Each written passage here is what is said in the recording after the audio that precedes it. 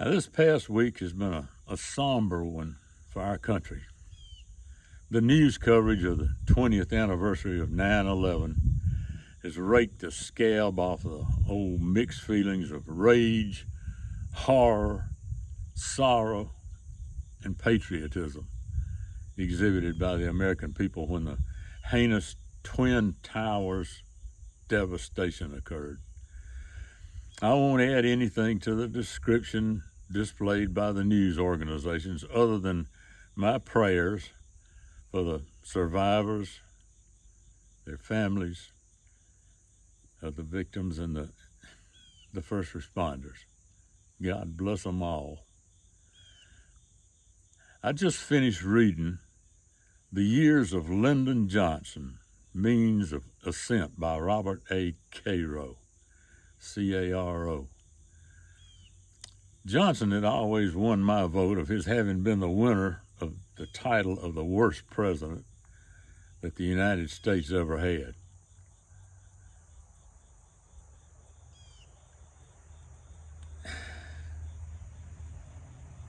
And Caro's meticulously researched book has bolstered that sentiment. Johnson was a congenital liar. He was profane, corrupt, an unfaithful husband, and driven by an insatiable desire for personal power. The perfect fit for a disastrous presidential term. Now, he began his political life by his election to the Texas legislature, then to the U.S. House of Representatives, during which time he rode on one bombing mission in the Pacific as an observer, and that mission became lots of fictitious combat experiences in his later speeches during World War II.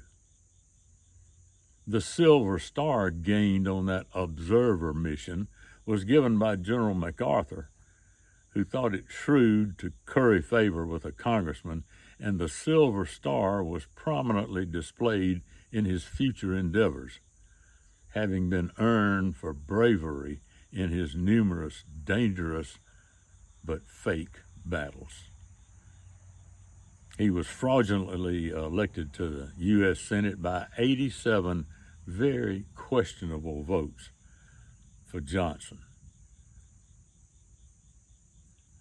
where a tally sheet from a small precinct showed 765 votes for Johnson, but was counted again 6 days after the election and showed 965 votes, since a loop had been added to the 7 to make it 9, and that added 200 votes to Johnson. That sound familiar? His first presidential term was, of course, inherited as a result of John Kennedy's assassination, and he won the next term after an anemic challenge by Barry Goldwater. He touted the Great Society program, which resulted in weakening the black family structure and strengthening the welfare state.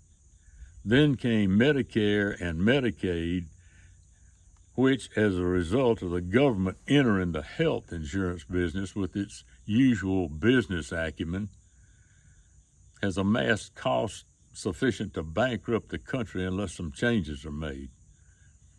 And the medical community, as a general rule, hates both programs, Medicare and Medicaid.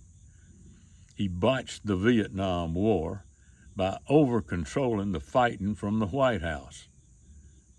Now, quote here is, quote, "They can't bomb the smallest shithouse without my approval," close quote.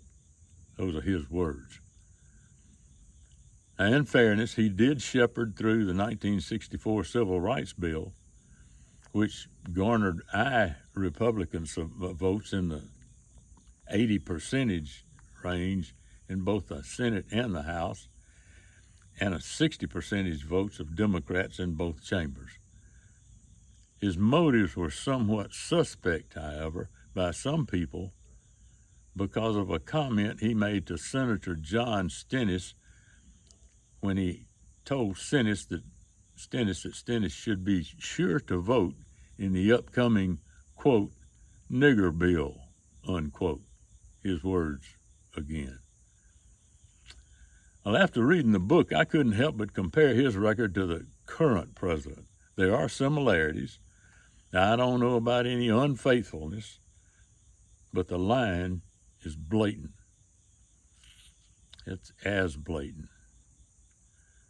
I don't know for sure about the corruption, but I do wonder who the big guy is in Hunter's emails and how a net worth of millions is attained on a public, quote, servant's earnings, since he's not had a job outside of government in his adult life. He's displayed one maneuver that I didn't see in Johnson's toolbox. He has on occasion been prone to plagiarize. And Johnson did function in a couple of execution methods not convincingly evident in Joe's modus operandi. Johnson mostly made his own decisions and performed without instructions. Well, we made it through Johnson's rule, and with God's help, we'll make it through this challenge.